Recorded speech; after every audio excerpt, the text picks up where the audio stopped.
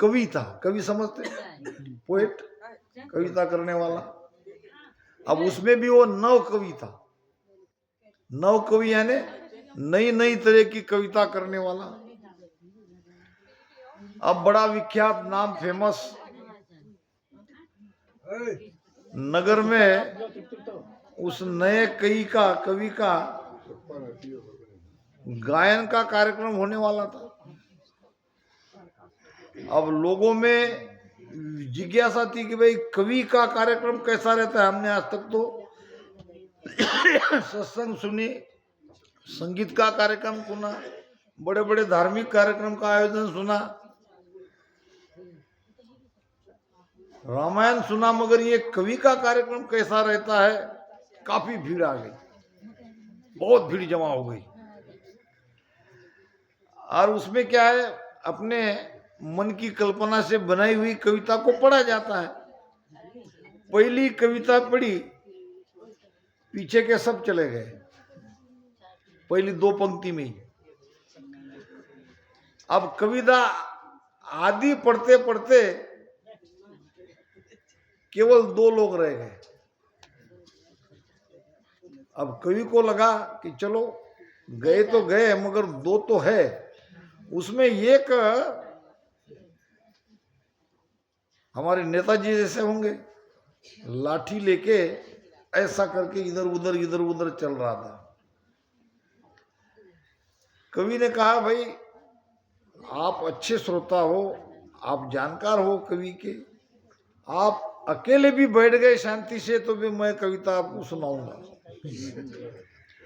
उसने कहा, कवि महोदय आपको क्या पढ़ना है आप पढ़ते रहो, फिर आप शांति से बैठते क्यों नहीं, और आपके हाथ में ये लाठी क्यों?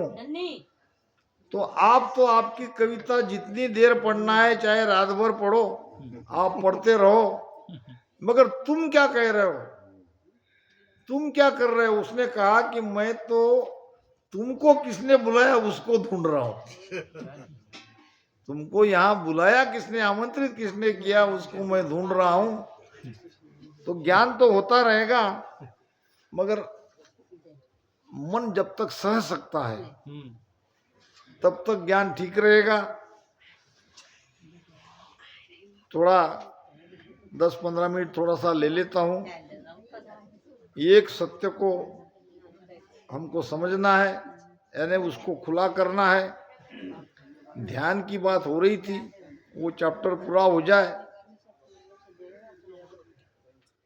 तो जो जागरण में रहना है 24 घंटा, उसको कहते हैं ध्यान। अब ये कैसे संभव है? महाराज कहते हैं, राम राम पद सिमर अरद उरद मन लाओ, सूरत निरत धर माय कर दवो, नाम जगाओ, वाके संग तुम होय ब्रह्म को देखो जाई, पार ब्रह्म को चेन द्वार 10वें के माई, सुख राम कहे सुनता तिया, आबिद दी गुरु लाय, रामचंद्र तब हरस के बैठो ध्यान लगाय। ये कवित्व तात्या के समाज में गुरु महाराज ने बहुत बढ़िया विषय बनाया है। और तात्या के गुरु महाराज के समाज में भगवान राम और वशिष्ठ जी का समाज है, और उनके द्वारा जो ज्ञान चर्चा हुई वो आधार लेके तात्या को समझाया है।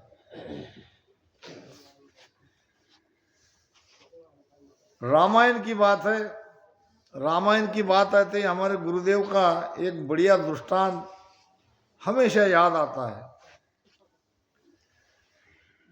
उनके कहने का तरीका हम तो उनकी बराबरी नहीं कर सकते। कहते थे कि 5 भाई थे, धंधा था, बिजनेस। अब बिजनेस में हो गया घाटा, धंधा चौपट हो गया, उधार चला गया, धंधा डूब गया। अब धंधा डूब गया तो सबसे बढ़िया साधन दुनिया में एक ही है, कपड़े पहन लो और निकल जाओ।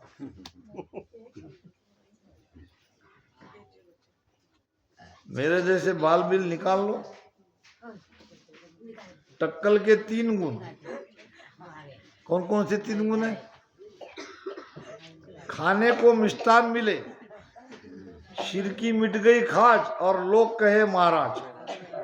ये तो होता ही है, आगे का आगे देखे जाएगा। जब कोई पूछेगा भेद की बात, ज्ञान की बात जब तक नहीं आती तब तक तो गाड़ी चलती है। अब ये पांचों भाई भेष बन के, साधु बन के निकल गए। अब न ज्ञान, न ध्यान, न कभी जिंदगी में सत्संग सुनी। अब एक सेठ जी के यहाँ रामायण की कथा चल रही थी। अब ये जाके पांचों के पांचों भाई जाके रामायण में बैठ गए।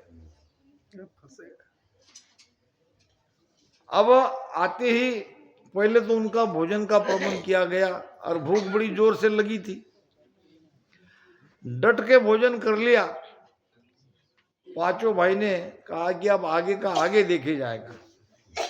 भोजन करने के बाद सेठ जी ने कहा, अरे उन महात्माओं को बुलाओ, उनकी भी रामायण सुनेंगे। अब पांचों को बिठा दिया, वो साजा बाजा रख दिया, वो हारमोनियम क्या क्या रहते ना वो।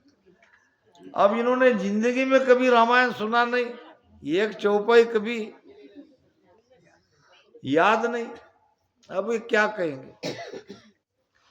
अब कहने लगे, थे जपा सो मैं जपा, थे जपा सो मैं जपा। शेर जी ने अपने मुनिम को पूछा कि इधर आओ, ये कौन सा रामायण है? मैंने तो सारे रामायण सुन लिए, वाल्मीकि रामायण, सुबोध रामायण, तुलसी रामायण, घट रामायण, कई प्रकार के रामायण है।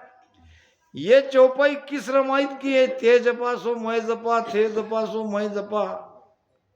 मुनि होशियार था, वो तो जान लिया ये बेचारे परिस्थिति के मारे है, ये तो कोई संत नहीं है। अब उनकी बाजू उसे लेना पड़ा। सेठ जी, ये रामायण की चौपाई है, फिर मैंने आज तक कैसे नहीं सुनी? बड़े भाग्यवान को ये रामायण की चौपाई सुनने को मिलती है, और आज वो मौका आया है। अरे रामायण का नाम तो बताओ। तो शॉर्टकट रामायण, शॉर्टकट। थे जपा सो मैं जपा। दूसरा भाई कहता है, तेरी गत सो मेरी गत, तेरी गत सो मेरी गत। शेठ जी बड़े चिंता में पड़ गए, ये कैसा रामायण है? और मुनिम कहता है कि ये शॉर्टकट रामायण है, बड़े भाग्यवान को मिलता है। मुझे तो कुछ समझ में नहीं आ रहा। पहला भाई कहता है, थे जपा सो मैं जपा। दूसरा कहता है, तेरी गत सो मेरी गत। तीसरा कहता है, ये धांगड़ निंगा कब तलक, धांगड़ निंगा कब तलक। चौथा कहता है, जब तक चलेगी तब तलक। पांचवा भाई कहता है, हाय राम, जाने क्या होगा। अब सेठ जी उठ के खड़ गए, मुनिम जी जरा इनको कहो कि इनका अर्थ बताए। इतना अर्थ आपको समझ नहीं आया, ये तो मैं भी बता देता हूं, उनके लिए जाने की जरूरत ही नहीं, क्योंकि उनको पता था इनको तो कुछ आता नहीं। ये तो समझ में आ गया ना, बोलने से, वचनों से ही सब परीक्षा हो जाती है। मुनिम ने कहा, ये कह रहा है थे जपा सो मैं जपा, यानी मारीच, मारीच बनाता हिरन। अब वो रास्ते में पड़ा था जहां से भगवान राम लक्ष्मण निकले। अब मारीच को पूछा तो मारीच ने सब बता दिया। फिर पूछा कि तुमने ये काम क्यों किया?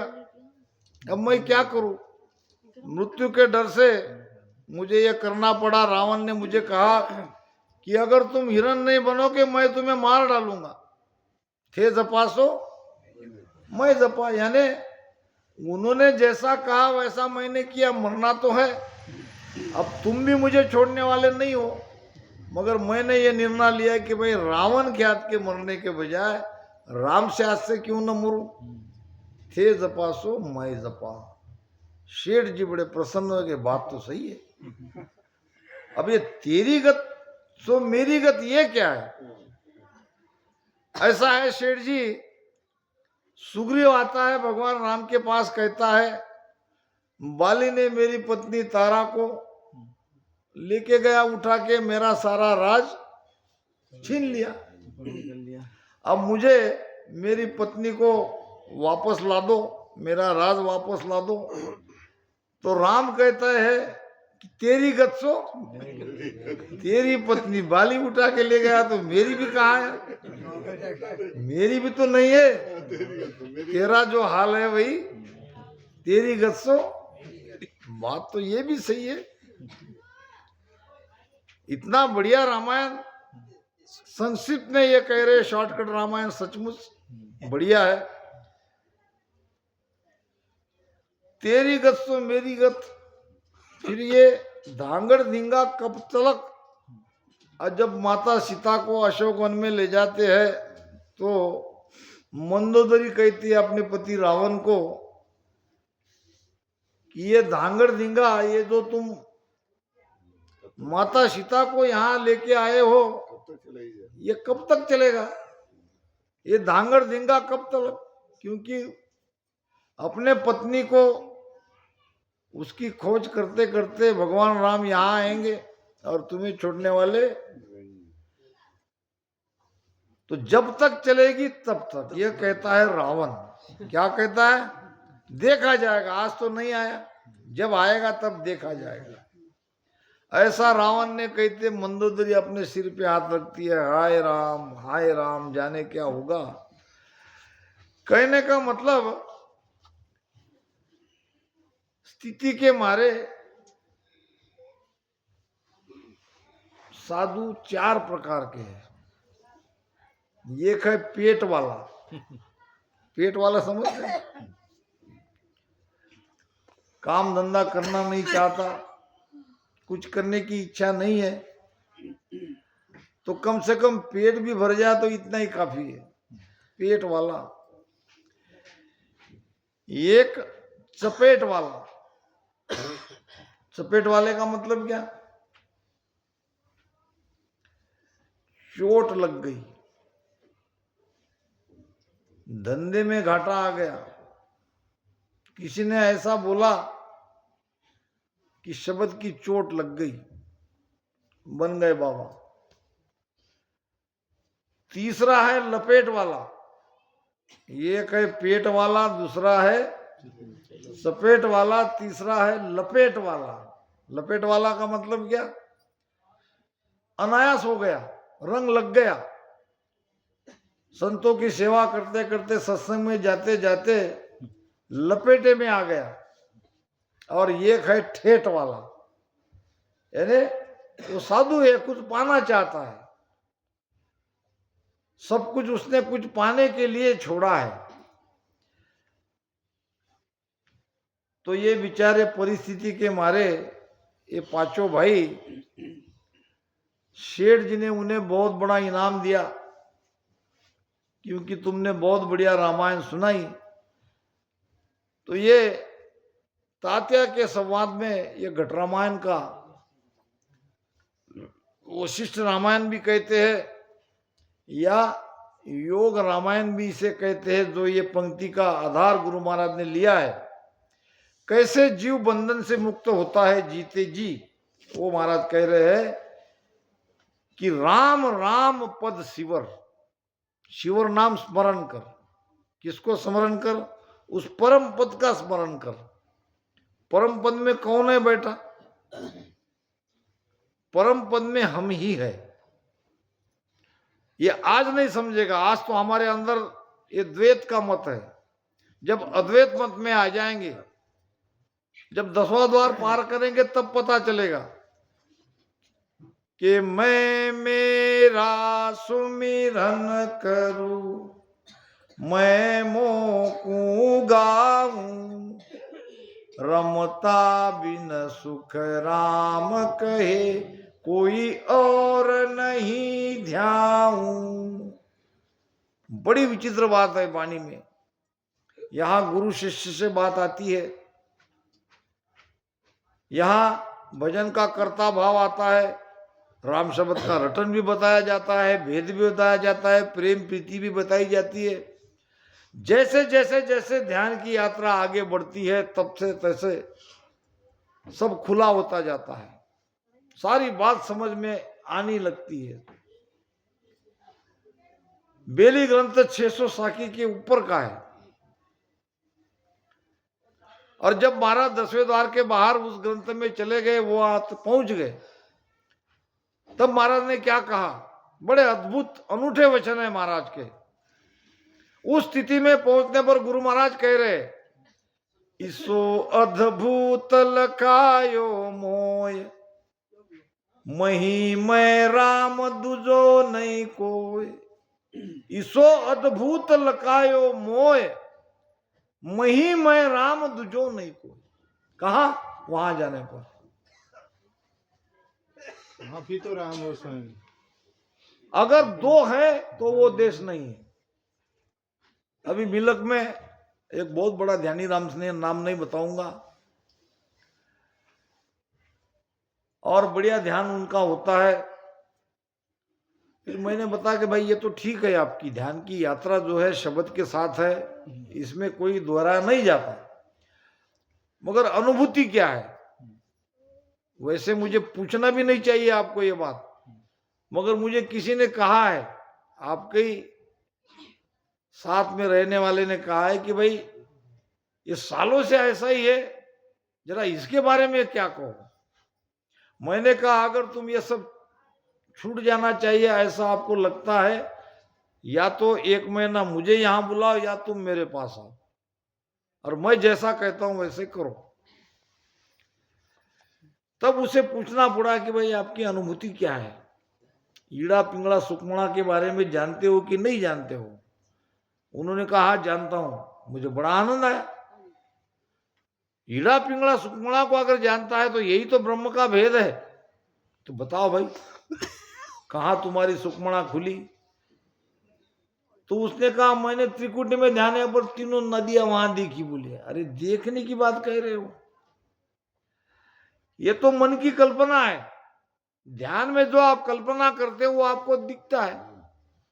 दिसे चैनन न सुनी रखे, काना बाज सुनी जे, तब लग उरे परे नहीं पोता, नाद सुने मन भीजे।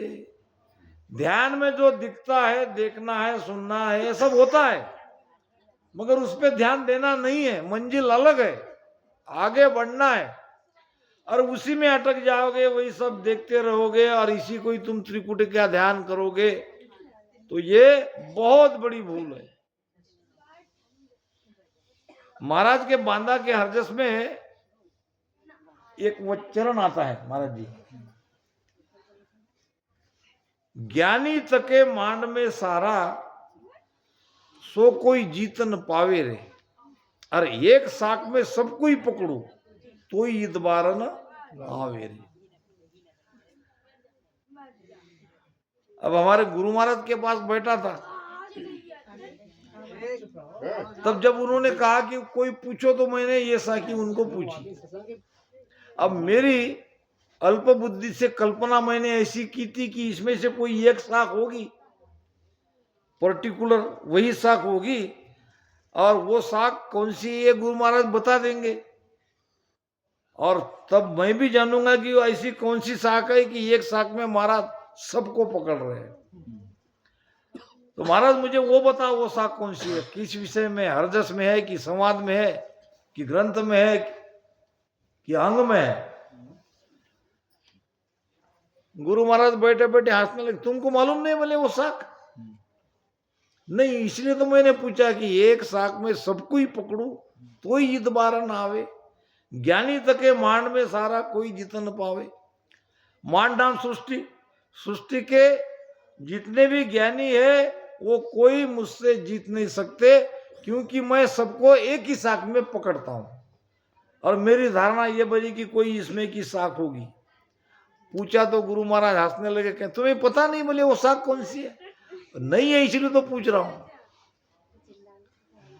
वही उसके नीचे है। बोले पढ़, क्या साख थी?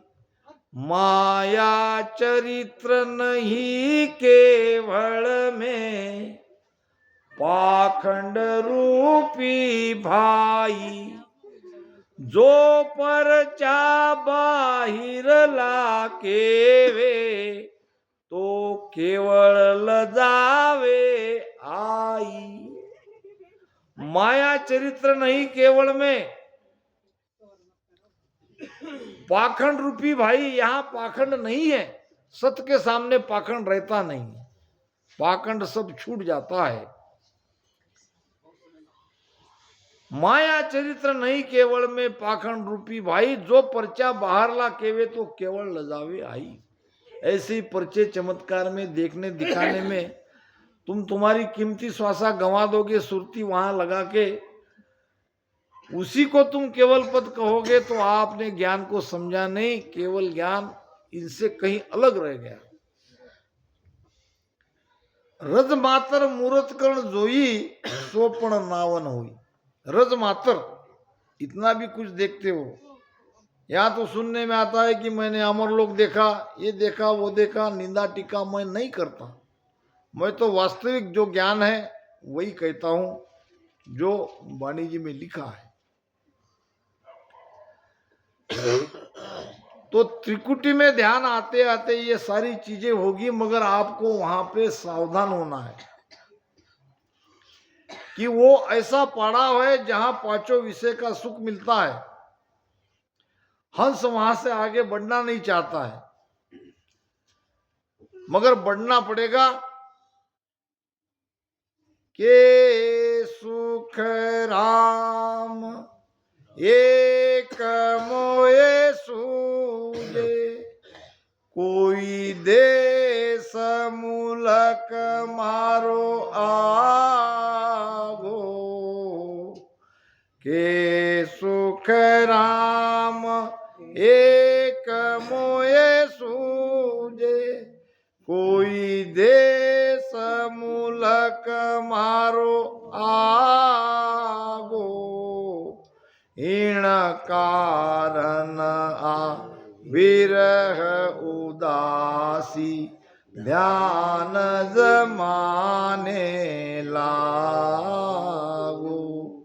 इन कारण आ विरह उदासी, ध्यान जमाने लागो। रामा ध्यान जमाने लागो। क्या मैं करूं? बरोबर है, उसी का है ना? हाँ ठीक है, इधर से मिल गई परमेश्वर। क्या मैं करूं उपाय वो संतो, क्या मैं करूं उपाय। बंकनाल होय उलटा चढ़िया, तोई मुझ धीरन आई। रामा तोई मुझ धीरन आई। क्या मैं करूं उपाय संतो, क्या मैं करूं उपाय। सोचना पड़ेगा महाराज ज्ञान कौन सा दे रहे हैं, हम अटक कहाँ रहे। महाराज कहते कि मेरी बंकनाल खुलने के बाद भी 30,000 कथियम बाणी ध्यान त्रिकुटी लागो, और अजहू मन में लहरा उठे, भरम सकल नहीं भागो। हम इसके बारे में सोचते ही नहीं है कि हमारी मन में लहरें उठ रही है कि नहीं उठ रही है, और सीधा डायरेक्ट कह देते कि हम वहां चले गए, यहाँ पहुंच गए, एक साखी का आधार लेके बहुत गलत है। अब रामपाल जी का, आप सबका मैं हृदय से आभार व्यक्त करता हूं कि आपने जो मेरी सेवा यहाँ हुई वो बड़े ध्यान से सुना। रामपाल ने, बच्चियों ने बड़े प्रेम से, विशेष बात आज हमारा भगत जी का पूरा परिवार, एक ने तो वहाँ बरेली में सत्संग का आयोजन किया, एक ने यहाँ किया, मेरा यहाँ आना सफल बना दिया। अब अंत में एक छोटा सा दृष्टांत देके, हमारे महाराज जी ने दृष्टांत दिया था, मैं भी एक दे देता हूँ और मेरी वाणी को विराम देता हूँ। दृष्टांत का इस ज्ञान से कोई संबंध नहीं है, वो तो केवल आप थोड़ा खुशी से जाए। यहाँ एक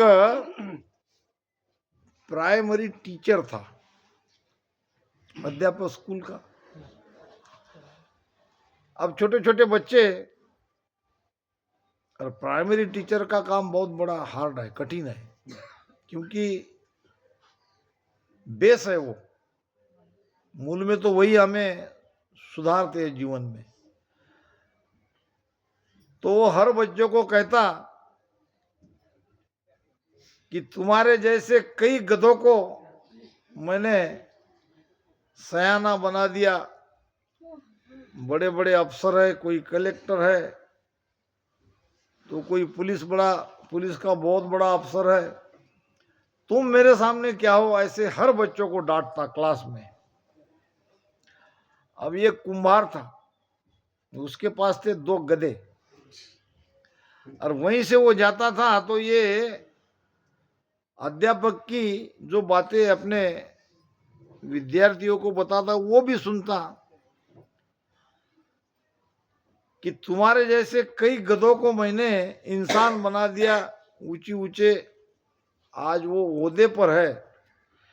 इसने विचार किया, अगर ये मास्टर साहब गधे को इंसान बनाता है, बड़ी बड़ी पोस्ट पे ये पहुंचाता है, तो क्यों ना मैं मेरा एक गधा उसको देके इसको भी इंसान बना लूं। एक गधा तो मेरे पास है, एक से मेरा काम चलेगा। अब स्कूल खत्म होने के बाद आया, मास्टर साहब मेरे एक गधे को इंसान बना दो। मास्टर ने कहा, तुमको किसने कहा मैंने गधे को इंसान बनाने का? अभी तो हमने सुना, रोज सुनता हूं आप अपने बच्चों को कहते हो, तो मेरा भी एक गधा है, इसको तुम इंसान बना दो। अब उसके हाँ ना जानने से पहले ही गधे को वहां बांध के चला गया। अब मास्टर बेचारा क्या करे, परेशान। अब बांधने से काम नहीं चलेगा, उसके लिए खाने के लिए कौन लाएगा, पानी कौन पिलाएगा। 2-3 दिन राह देख के किसी एक को उसने गधा दे दिया, ये ले जाओ। और फिर 10-15 दिन बाद आया, वो कहा कि मास्टर साहब मेरे बेटे का क्या हुआ? अब बड़ी चिंता होने लगी, अब इसको इसका गधा लाके कहां से दूं। समय निकालने के लिए मास्टर ने कहा, अब तुम्ही ने तो कहा था उसको इंसान बनाने के लिए, तो वो प्रक्रिया चल रही है। अच्छा, मेरा बेटा, मेरा गधा इंसान बनने वाला है, बिल्कुल बनने वाला है। अब वो तो टाइम पास हो गया, मगर वो 15 दिन में, महीने में, 2 महीने में आके वहां, मास्टर साहब मेरे बेटे का क्या हाल है, वो इंसान बना कि नहीं बना? अब हाँ ना करते, टालते टालते कोई बात टाली भी कब तक जाती है। कुछ दिनों बाद वो जिद करके आए, या तो मुझे मेरा बेटा कहाँ है ये बताओ, वो इंसान बना कि नहीं बना, नहीं तो मेरा गधा मुझे वापस दो। अब गधा वापस कैसे देगा? उसने कहा, तुम्हारा बेटा इंसान नहीं, बहुत पढ़ा लिखा बना है और एक जिले का कलेक्टर है।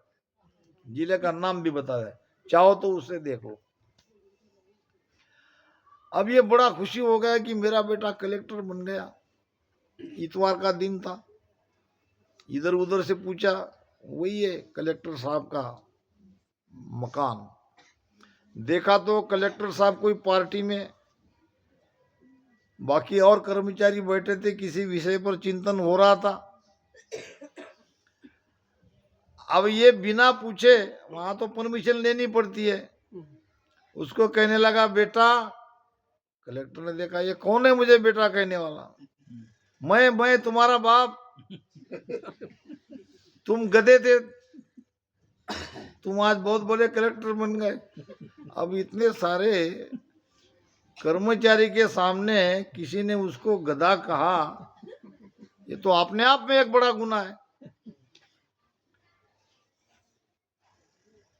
उसने कहा कौन हो तुम?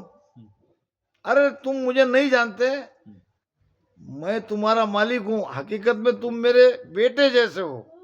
मैंने तुम्हें मास्टर साहब को दिया था इंसान बनाने के लिए, और आज उसने अपना काम कर दिखाया। इतना कहते ही बहुत गुस्सा आया, और फिर पहले तो हाथों से और फिर लातों से वो उस कुम्हार को मारने लगा। मार लगाए, वो कहने लगा बस बस बस बस, मैं समझ गया, तू गधे से इंसान जरूर बना है, मगर तूने लात मारना नहीं छोड़ा।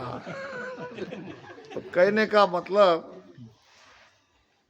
दृष्टांत का तो कोई ये ज्ञान से बिलान नहीं होता, केवल आपको याद रहे, समझ आ जाए, यही इसका उद्देश्य है। और